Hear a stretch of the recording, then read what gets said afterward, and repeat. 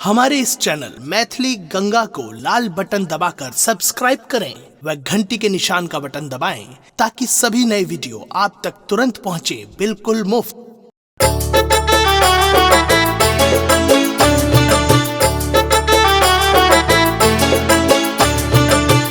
अपने सुन रहे छी गंगा कैसेट की प्रस्तुति।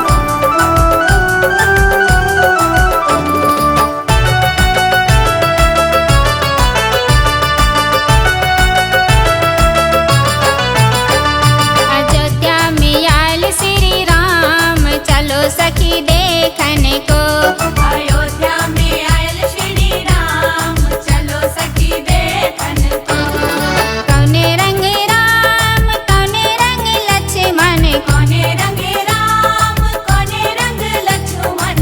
कौने रंग राम, कौने रंग लक्ष्मण, कौने रंग राम, कौने रंग लक्ष्मण, कौने रंग सिया सुकुमार, चलो सखी देखने को। अयोध्या में आयल श्री राम, चलो सखी देखने को। अयोध्या में आयल श्री राम, चलो सखी देखन को।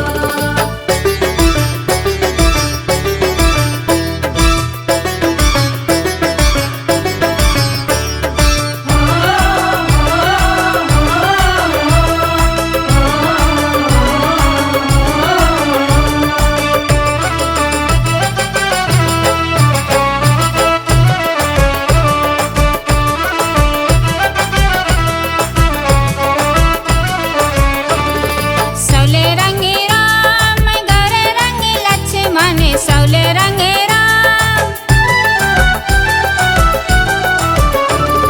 सौले रंग राम, गोरे रंग लक्ष्मण, सावल रंग राम, गोरे रंग लक्ष्मण। फुलवा जैसन सिया सुकुमार, चलो सखी देखने को। अयोध्या में आयल श्री राम, चलो सखी देखने को। अयोध्या में आयल श्री राम, चलो सखी देखन को।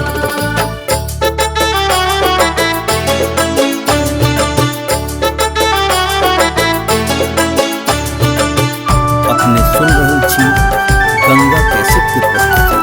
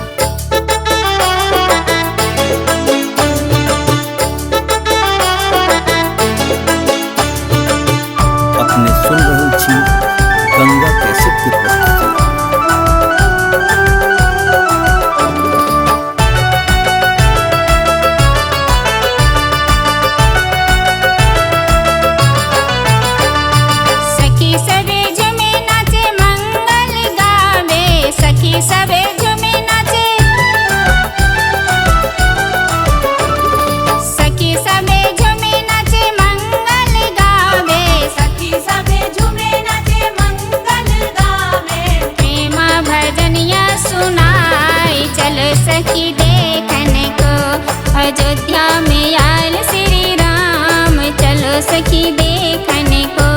अयोध्या में आयल श्री राम चलो सखी देखन को। हमारे इस चैनल मैथिली गंगा को लाल बटन दबाकर सब्सक्राइब करें व घंटी के निशान का बटन दबाएं ताकि सभी नए वीडियो आप तक तुरंत पहुंचे बिल्कुल मुफ्त।